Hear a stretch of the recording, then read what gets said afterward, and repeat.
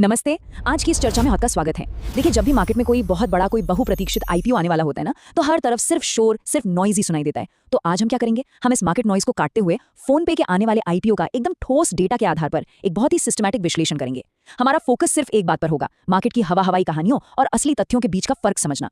आइए जल्दी से देख लेते हैं कि आज का हमारा रोड मैप क्या होगा। हम शुरू करेंगे हाइप बनाम असलियत से, फिर मार्केट नैरेटिव्स की सच्चाई परखेंगे। उसके बाद हम फोन पे की एक्चुअल फाइनेंशियल ट्रेजेक्टरी और उसके असली रिस्क फैक्टर्स पर बात करेंगे, और लास्ट में इन्वेस्टमेंट इवैल्यूएशन के लिए एक बहुत ही सॉलिड 4 स्टेप का फ्रेमवर्क तैयार करेंगे। तो चलिए सीधे अपनी पहली थीम में गोता लगाते हैं, हाइप बनाम असलियत। किसी भी बड़े मार्केट इवेंट के आसपास जो एक साइकोलॉजिकल माहौल बनता है ना, उसे समझना हमारे लिए सबसे ज्यादा जरूरी है। होता क्या है कि जब भी कोई इतने बड़े स्केल का आईपीओ मार्केट में हिट करता है, तो वो मेनली 3 तरह के इमोशंस को ट्रिगर करता है। पहला है बहुत ज्यादा हाइप, दूसरा है बहुत सारा डर, और तीसरा जो कि सबसे खतरनाक है, आधी अधूरी जानकारी। एक समझदार निवेशक होने के नाते हमें इन भावनाओं को साइड में रखकर एक स्ट्रक्चर्ड एनालिसिस को अपनाना होता है, ताकि कोई भी गलत फैसला लेने से बचा जा सके।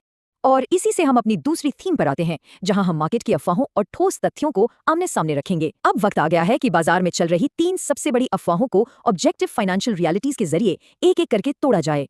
सबसे पहला नैरेटिव जो आजकल बहुत लाउडली सुनाई दे रहा है, वो ये कि 100% ओएफएस यानी ऑफर फॉर सेल होना अपने आप में एक बहुत बड़ा रेड फ्लैग है।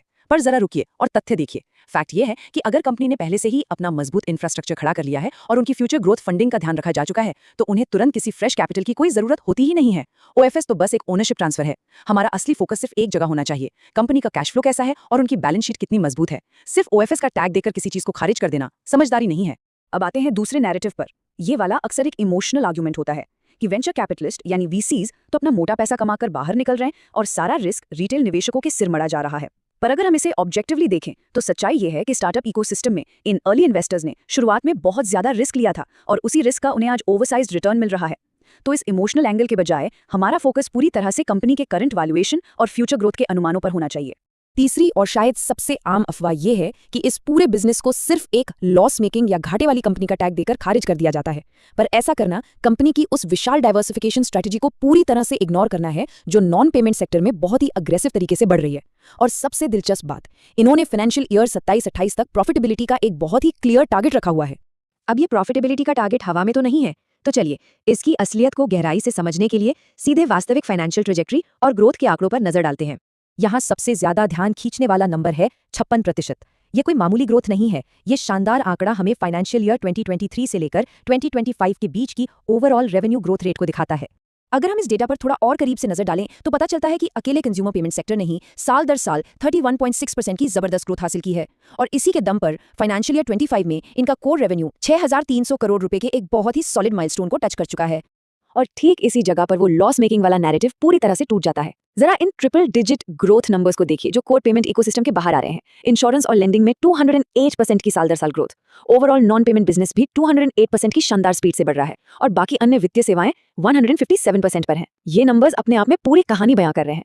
तो इस सब का मतलब क्या है? क्रूशियल पॉइंट ये है कि पेमेंट्स का बिजनेस अगर आप ग्लोबली भी देखें, तो वो हिस्टोरिकली हमेशा एक लो मार्जिन बिजनेस ही रहा है। यानी असली कमाई, असली मोनेटाइजेशन सिर्फ पेमेंट से नहीं होती, वो होती है इन हाई मार्जिन वाली वित्तीय सेवाओं के डिस्ट्रीब्यूशन से।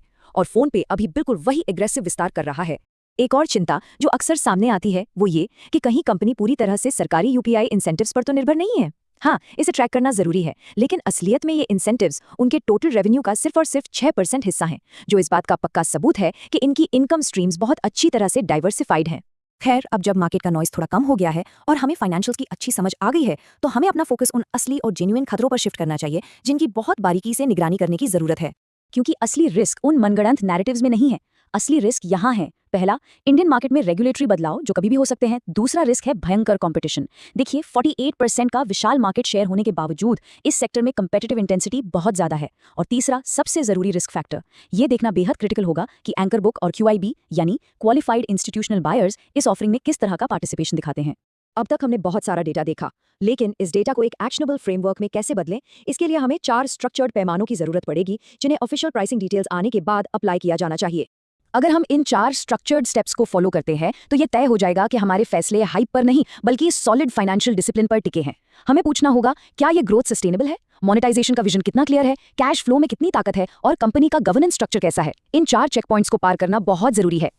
और अब हम अपनी चर्चा के बिल्कुल अंतिम चरण में आ गए हैं। आइए देखते हैं कि ये पूरा फ्रेमवर्क हमें वास्तविक आईपीओ लॉन्च के लिए कैसे तैयार करता है।